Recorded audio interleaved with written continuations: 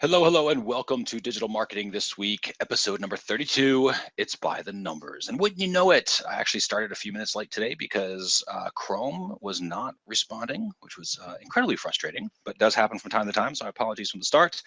Helpful little note, if you get rid of Skype, it unlocks a whole bunch of stuff because I'm not too happy with Skype recently after their update. I don't know if you guys have updated or not, but I am not a fan. But I digress. So let's go ahead and catch up here. We have a lot to cover. So if you have questions, make sure you go ahead and put them in the chat room as we go through. And then assuming if you're watching this live, and then we'll go through them toward the end. So again, episode 32, marketing by the numbers is what we're going to be talking about today. Of course, this entire thing is brought to you by Seriously Simple Marketing over at SeriouslySimpleMarketing.com. My name is Chris Mercer, all about analytics and optimization. I do content development for the blog over at Seriously Simple Marketing. Of course, the host of Digital Marketing This Week, and you can just call me Mercer because that's the easiest way to keep track of me. In fact, true story, I was at a coming back from a meetup late last night and decided to stop off at a Walmart to pick up some stuff. And lo and behold, I'm checking out and somebody screams in the back like, Mercer! And it was somebody I happen to know. So that's why I go by Mercer, because Chris, I probably wouldn't have responded. Okay, this week's focus topic here is by the numbers. We're calling it by the numbers. And it's all going to be about these different marketing terms and this kind of alphabet soup that can happen, especially when you start jumping into this industry new. So now if you are watching this pre-recorded or you're listening to it on a podcast later, and you want to actually participate in live discussions, or if you want the complete recordings, which will contain the answers to all the questions that people are asking during the chat, all you need to do is go over to SeriouslySimpleMarketing.com. You'll see a little sign up there. It's completely free, just something that we like to provide and helps us keep our own skills fresh. And we just like talking to everybody that's out there doing it. So, okay, so your goal, as always, get one idea, act on that one idea, and repeat. Now, in this particular example, or I should say in this content we're going to cover, you're going to see a ton of different examples, and you're going to see a whole bunch of terms, and it's going to be just easy to kind of get confused because everything will start blurring together. But if you just take that one term, practice it in your own business a couple of times, get used to it, make it your own, then go back, it will be your easiest way to make sure that you integrate all of these ideas. Now, why should you care about this stuff? Well, because today you're going to get a better understanding of what numbers that you should be using and tracking in your own marketing efforts. You're going to get definitions of some of those popular terms that you will see. And then I'm actually going to show you my little crystal ball calculator, which is pretty cool, particularly proud of it.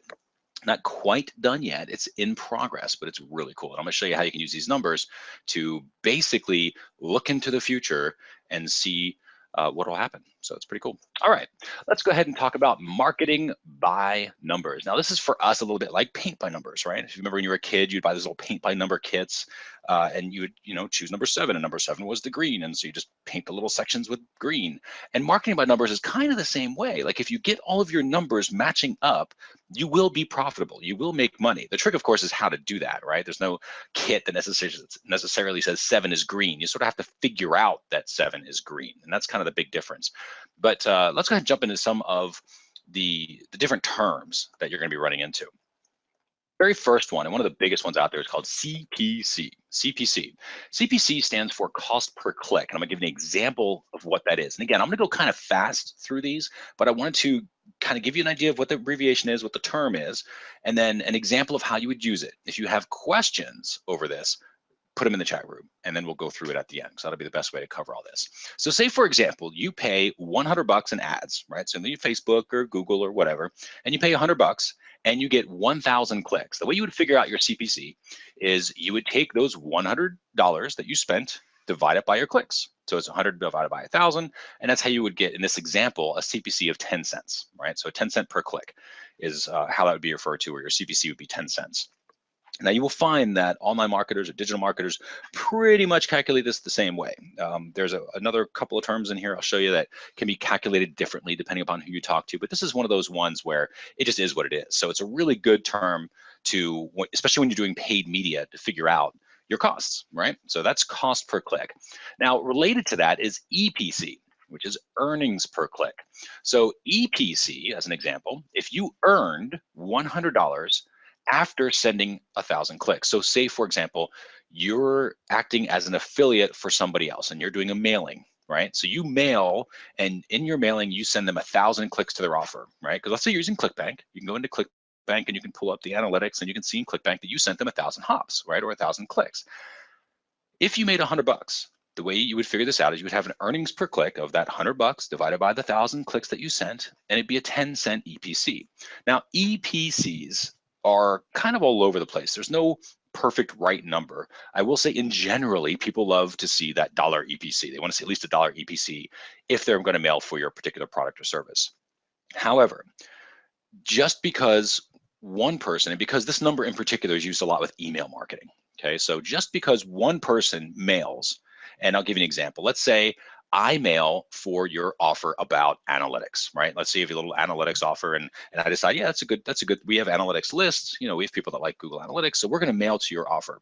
And I engage with my list all the time. We send lots of emails, we do digital marketing this week, we do lots of things to stay in touch. We have a pretty decent relationship, I would like to think, with you. However, when I mail that list, I'm going to probably get a higher earnings per click than somebody who just bought a list of 10,000 people and randomly started emailing them out, right? Sort of spamming email. That spammer email will be a lot less on the EPC route. And so what happens is, as an affiliate, kind of if it's your product, you would look at all the different EPCs that people are getting, and that'll kind of give you an overall average of the earnings per click for the offer. Or when you're talking to your potential affiliates, you would say, well, EPCs range anywhere from on the low end 10 cents to the high end $3.50. It just depends upon your list and your relationship to it. And so that's how you can sort of communicate that. So this number flexes a lot. So, but again, it will at least give you a range so that you can have an intelligent conversation with your affiliates. And they will ask. So EPCs are very, very important for those.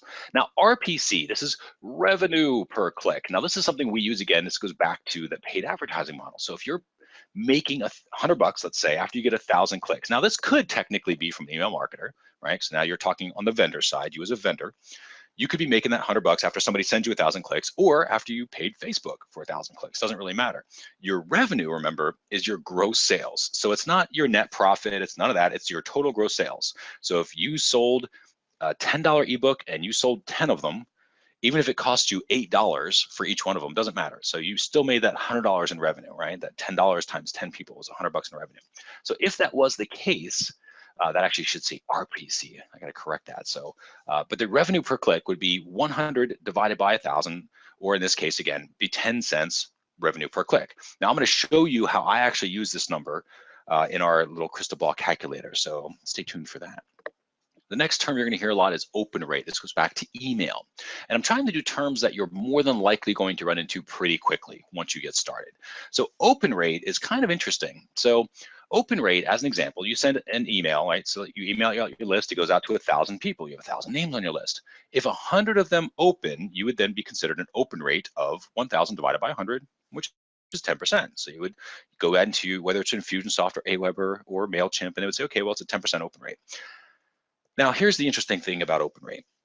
The autoresponder that you're using will calculate, you have to verify what they are calculating open rate as. And here's what I mean by that. Aweber, as an example, you have to go into Aweber and you have to change it and you have to look in a different place to make sure that what they call open rate is not open rate, is the short answer. You have to go in there and you have to tell it, I need to know the number of unique opens, because that's really what you care about. And here's the difference. A unique open is if you send it to 1,000 people and 100 people, 100 different people open it, that would be considered a 10% open rate, okay, a unique open rate. And most people, when they're talking about open rate, that's what they want. They don't want this duplication. So as an example, if you send it to 1,000 people and one person opens your email 100 times, Aweber would report that as a 10% open rate, but it's not, right? One person opened it. So when you're talking about open rate to other people, when they're asking you what your open rate is, so as an example, as if I'm a vendor, I might ask you what your typical open rate is for an email, right? And if you can tell me your open rate is 20%, then I expect that for every 1,000 people that you mail to, a couple hundred people are going to open it. But I'm expecting it's a couple hundred people, not one person opening it 200 times, right? So when you go into things like Aweber, make sure that you're looking at the unique open rate, not just the how many opens it had, but how many unique people actually opened up that message. Click-through rate, this is CTR, so click-through rate. Now this is just as important, and this is one of those ones you can calculate a couple of different ways, and you're gonna hear it used in a couple of different ways. The first one I'm gonna talk about is email, because that's the one you're gonna hear about most often. So if you email 1,000 people, and 100 of those people open the email, then let's say 10% or 10 of those people click, then you would have a CTR, click-through rate, of 1%.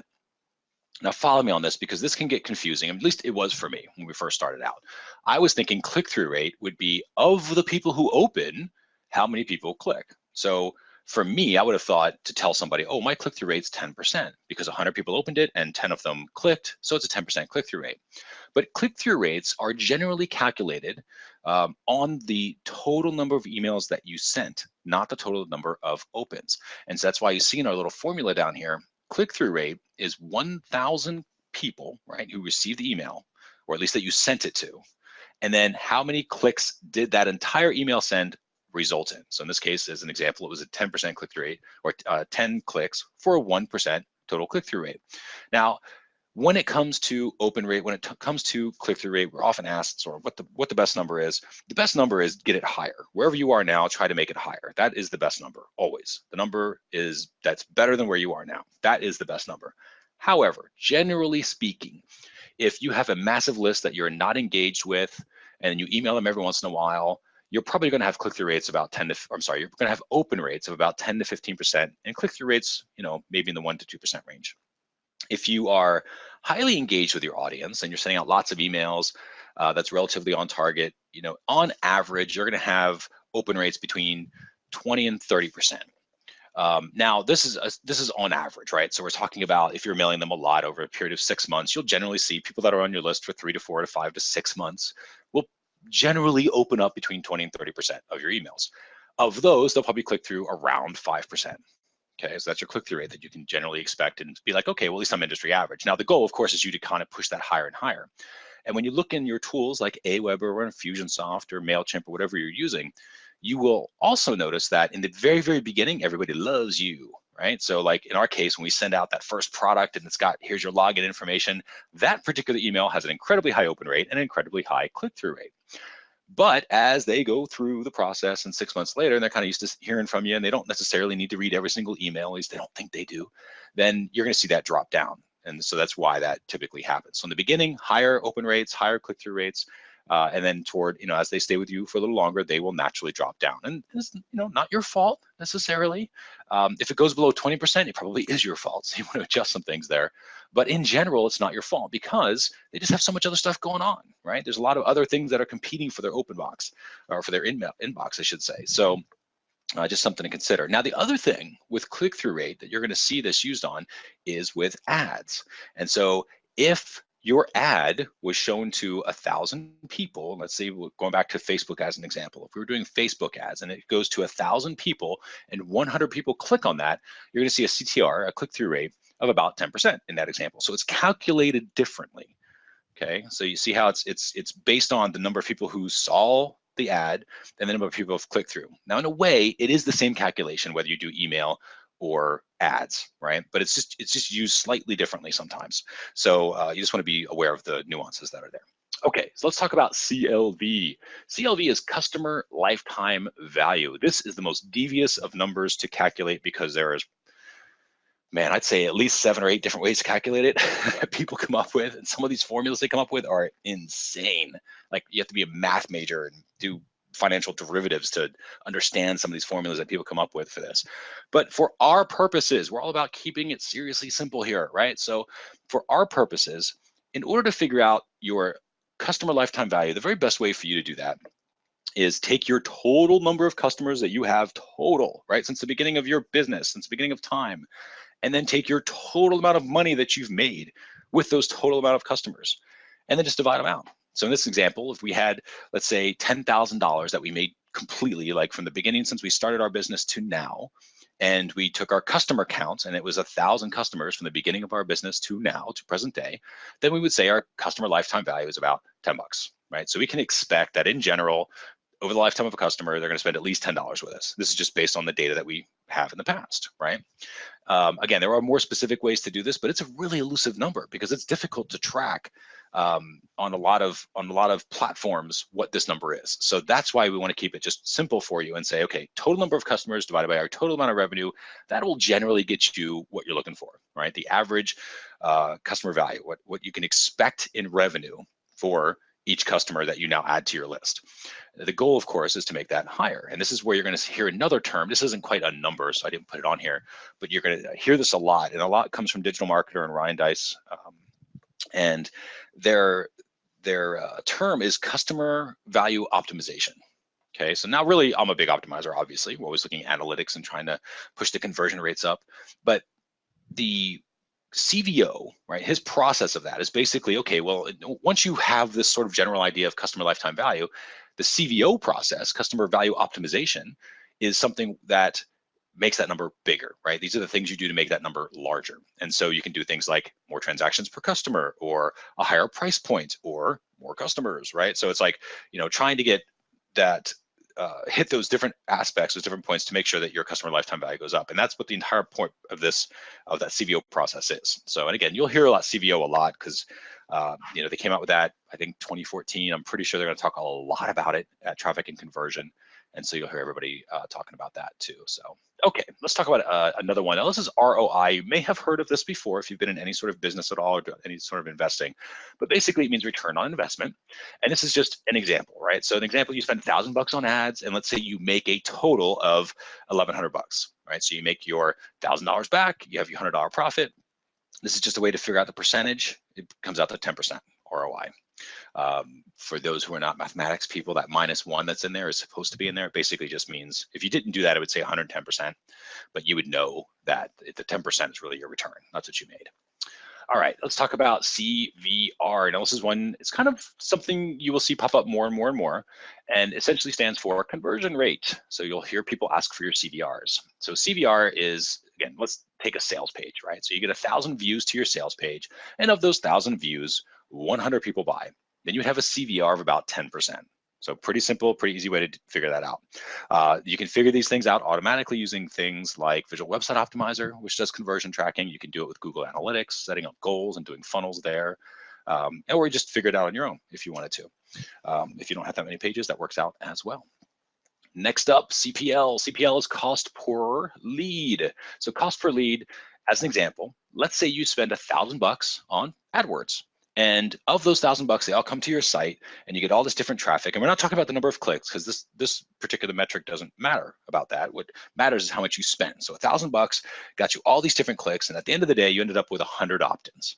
In that example, right, you take your 1,000, you divide it by your 100, and you can essentially say, okay, I have now a cost per lead of $10. This is important because now you know how much it costs you to get a lead. And if it costs you $10 a lead, but your RPL, which is your revenue per lead, and I'll give you an example. If you do 100 opt-ins and you sell $100, what if your RPL is $1? Well, if it's costing you $10 to get a lead and your revenue for each one of those leads is $1, you are going to the poorhouse quickly.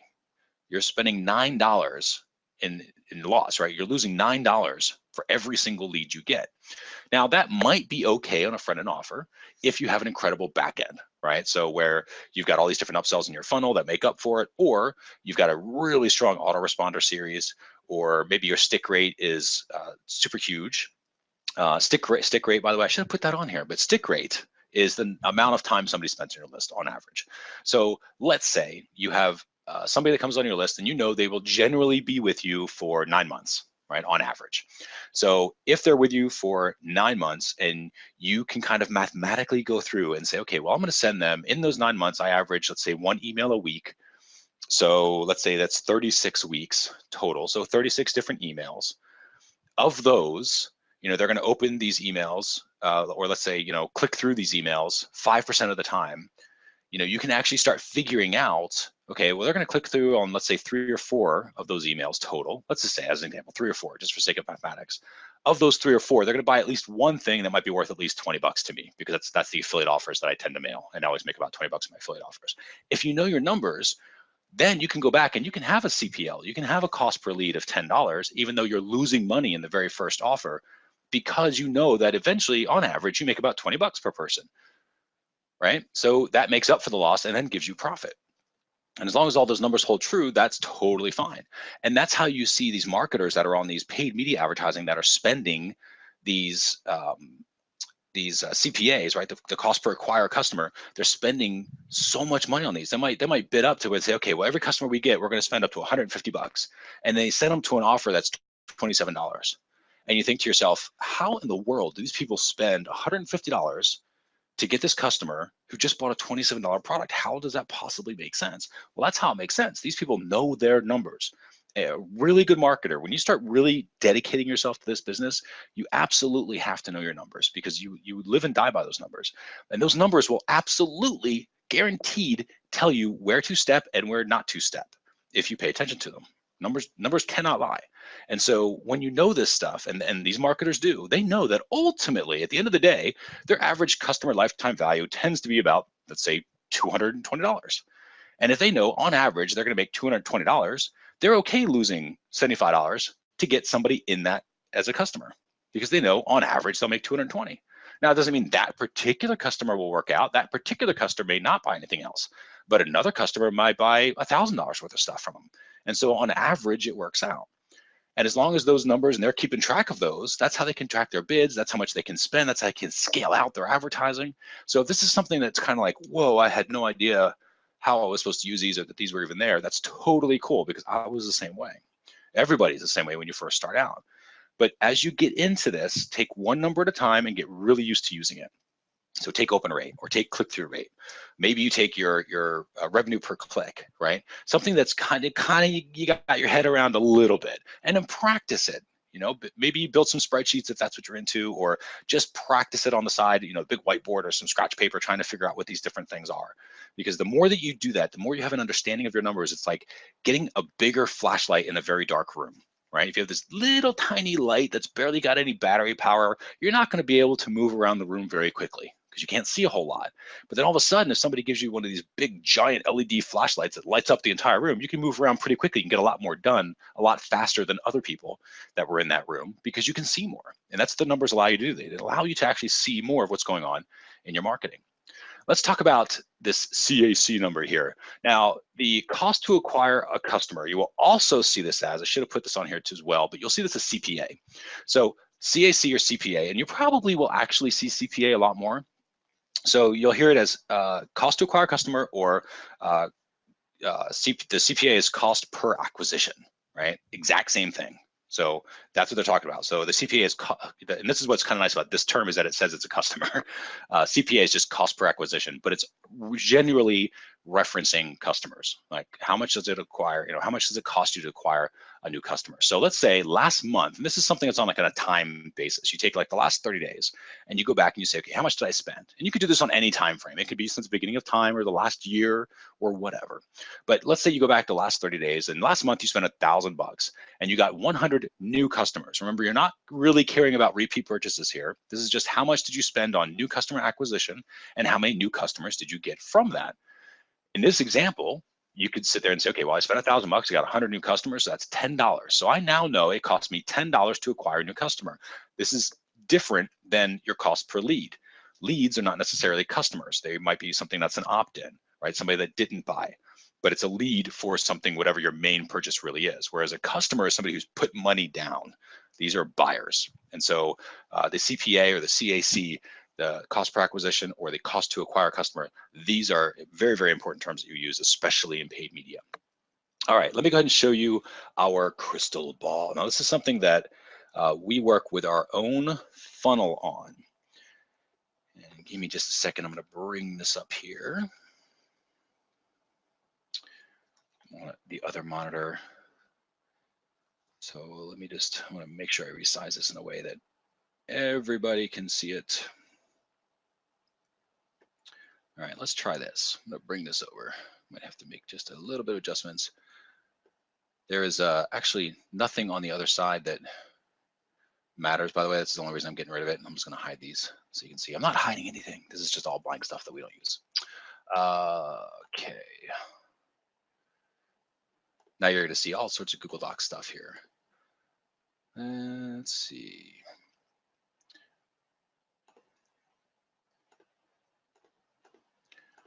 Unfreeze some columns. That will allow me to hide some columns. There we go. All right. So let's take a look at our calculator here. I'm going to look at, this is what we're looking at right in here. All right, so let's go ahead and make this yellow. That's nice and bright. All right, so here's what we're looking at. In this example, we made this little calculator, and this is for a funnel, right? So we came down, this is something that we do on our own. So we've got, let's say they do a opt-in, then they purchase a ticket for something, then they have a membership program, then there's, like in our case, we do, let's say we did SSA, right? So our Serious and Simple Analytics course, then maybe they wanted to Help Desk Live as an upsell funnel. What we do is we come down here and we say, and let's do, you know what, let's do this. I'm gonna actually change it live. So we're gonna say, this is our actual funnel right now. So we're gonna do an opt-in, which is for a free PDF on how to set up goals. If they purchase that opt-in, they then go to a video sales program where it's like, hey, we've got 6 videos that we think we created all about how to actually set up goals. So instead of just reading the PDF, why don't you watch us do it? That way you can see it be done. That is $7. Then we have a general Google Analytics course, a few hours, and let's see if I can spell correctly, general GA course, that is $37. And that basically is just a really deep overview of analytics. It's not everything, but it'll definitely get you started and help you to speak about it a little bit more intelligently. Then we've got Seriously Simple Analytics. Seriously Simple Analytics is our complete course that talks about event tracking and all sorts of fun stuff that you can do, e-commerce and everything else. And that's $297. And then we've got Help Desk Live, and that's our recurring product, and it's $47. So now let's come through here and we're going to say, okay, so of our opt-in, of the people who see our opt-in page, what do you think we can get that rate to? And I'd say in general, our own experience is opt-in rates will be anywhere from 20 to 40%-ish on Facebook traffic, which is what this funnel, we're going to send traffic to from this funnel. And then let's say, okay, of those 30% of the people who see the opt-in, how many of those people, people who see the sales page for the $7, how many of those would buy it? So let's say 30%, right? And we're guessing at this point, right? Total guessing. And then let's say 10% of those people who purchase the $7 product will buy the $37 product. And then 10% of those people who purchase the general product will buy the Seriously Simple Analytics complete course. And then maybe 10% of those people will opt in for the Help Desk Live discounted rate.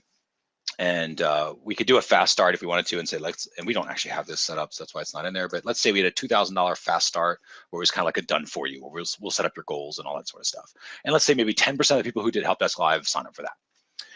So here's how this works. If I send 100 clicks per day, right? Let's say I get Facebook spend and I'm ramping up, so I'm sending 100 clicks to my website from Facebook. That means on average in a month, I'm spending about 3,000, or I'm sending about 3,000 clicks.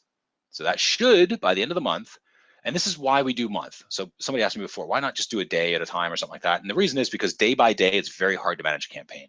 You have to look at a series of data. The more data that you have of a date period, the better that data quality is, and the more likely it is that it is true.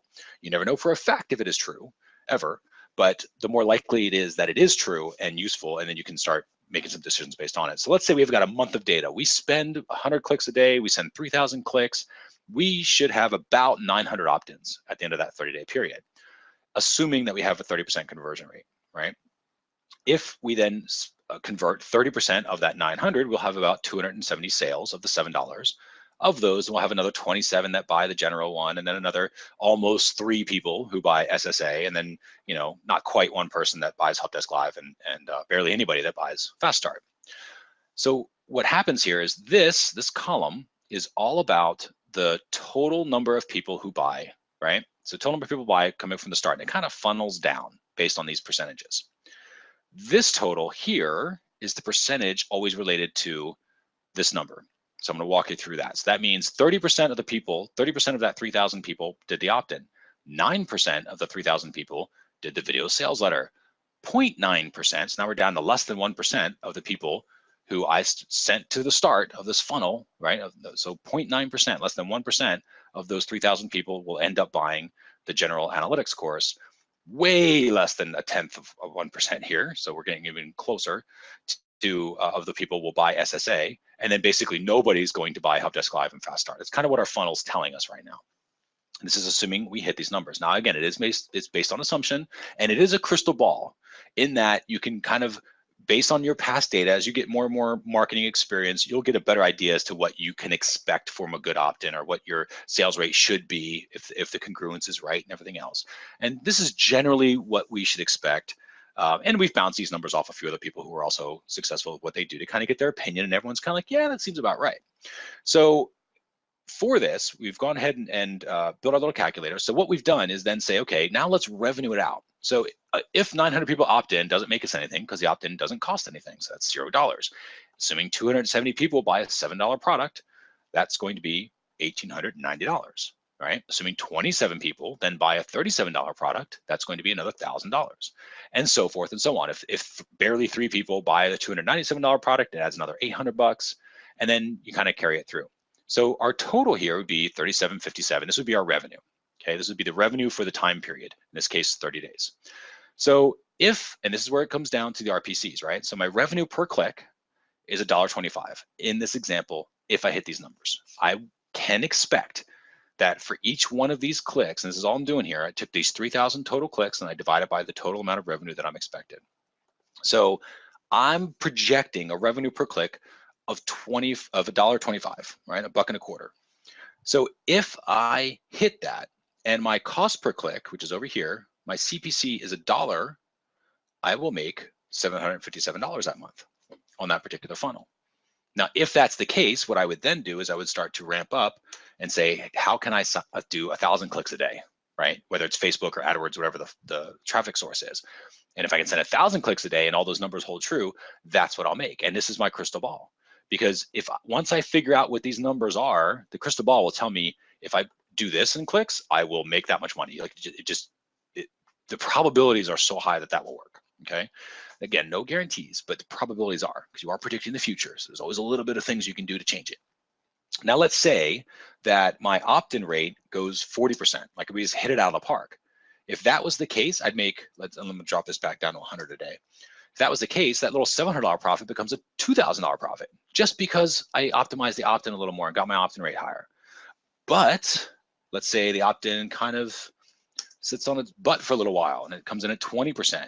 If I keep sending traffic, I will keep losing money just by that, even if I hit all these other numbers, right? And so this is how you can figure stuff out. You can build one of these for yourself and you can come through and say, all right, so if my opt-in rates are 20%, that would mean I would have to make, let's try 40% for my $7 offer. Okay, that means my $7 offer, my little, what the guys at Digital Marketer would call your tripwire offer or your lead gen, right? So you got your lead gen opt-in, you got your tripwire $7 offer. Brian Lee calls it the welcome offer. So if you've got this welcome offer of $7 and it converts at 40%, you will still be profitable, barely, but profitable. And that's okay. Even a break even is okay, because at least you are getting customers and you have the potential to sell your customers more things. People who buy from you tend to buy from you, right? That's just a kind of a marketing rule. If they buy from you, they will buy from you, right? So if you have more products to sell them, they will continue to buy. So even if you break even on your initial customer acquisition, it's okay. Now, let's bring this back down and let's do our 30-30 here. So we'll do 30-30, and let's pretend that our cost per click when we start our campaign, that our cost per click ended up being, and it's, again, this is how much it costs us to send a click, right? So not necessarily a buyer, not a customer, not a lead, but a click. So how many clicks to the website? Let's say it costs $5. We start advertising on Facebook and at the end of the day, the campaign is $5. Well, if that's $5, that would mean that, let's say I get my opt-in rate to a 50% opt-in, and then I would have to get my video sales letter to a, let's say 60% opt-in, and then, I'm sorry, 60% conversion rate, right? Then the general sales, let's say 40% of the people buy, actually, let's say 20% of the people buy, okay? 10%. 10% is not going to work. It's got to be 20%. And you can see how I'm kind of using these numbers. Now I'm like, okay, wait a second. So if my cost per click is $5, I've got to really make these pages convert. And are they likely to convert that high? A 60% conversion rate is insane. To have 6 out of 10 people buy whatever it is you're asking them to is insane. It's very, very difficult, especially from cold traffic, right? Especially from Facebook. So it's unlikely I'm going to be able to get a conversion rate that high. So what's a marketer to do? Well, in this case, you would sit there and say, okay, well, I'm going to have to optimize my Facebook campaign. So now you don't worry about your pages and all this other stuff. Your job is first get your clicks down, get your cost per click down to where it doesn't cost you $5 for every single click. It costs you, maybe $2. And so you optimize to, or let's say cut in half. Let's optimize it till it's $2.50. And then we can say, okay, let's bring these back down to our normal levels and see where we were. Okay, we'd still be losing money if it was 250, because again, remember, revenue per click is $1.25 at this level. So we need to get that to at least, so let's say, and I have seen rates as high as 40%. It's a stretch, but it's possible. I've also seen rates high as 40% on these steps, which is also still not quite bringing us what we need. But can I bump that to 15%? Probably. I can probably get 15% on that particular one. And the way I might do that is either changing the sales page a little bit to make sure it's a congruent offer, or making sure that my autoresponder in the back end comes back and says, hey, it looks like you purchased our $7 course. I wanted to make sure that you saw the offer for our $37 course. Or, and when I say or, it means and or, like you could also, in addition to that, I can remarket them back on Facebook or remarket them back on Google AdWords or Display Network or whatever my advertising platform was, and ask them to come back and buy that product. And so there's different ways where I can get those same people to convert, right, on those pages and make sure that the conversion rate's getting up so I can make money. But this is what I talk about. When I speak about marketing by numbers, I do it like this. This is exactly how I do it. This is our own thing that we created. Again, it's kind of ugly and dirty, but it's because it's made for us. Right? We just quickly sort of built this out and we said, okay, so if these percentage rates are the same, here's how it would calculate, here's what the funnel will look like. This is our crystal ball. And if for those who are interested, if you want your own sort of crystal ball, I have kicked around the idea of making a nice little pretty version of this that I can make on a public Google Drive little spreadsheet. And I'll make it so you can do different things and drop downs and colors and whatever. So if you want that, let me know either in chat group or just email me. Let me know, reply back in the DMTWs if you're part of the insiders, and I'll make this available for the insiders for sure. Assuming you want it, but I just want to hear that you want it, that's all. Okay, because right now this works just fine for us. So, all right, that is about it. That's what I wanted to cover, and I know we're going just a little bit long in the content, so I apologize. But again, the thing here is numbers cannot lie. If you create one of these calculators, and these calculators basically say, you're going to lose money if you keep doing what you're going to do, the chances are excellent you will continue to lose money. If it says you're going to make money, assuming you hit all these different numbers, and you make this happen, then chances are you will make money. Numbers cannot lie. They don't even care. They just are what they are. So take advantage of them. What was your one idea from this particular episode? Was it building a crystal ball calculator? Maybe taking a look and seeing how you could do that. Was it a particular term that you'd never heard of, or maybe just all of them? Just the fact that any of these things existed, your head is spinning a little bit. This is definitely one of those episodes where your head could be spinning quite a bit. So I would get that if you feel like that. It's totally cool.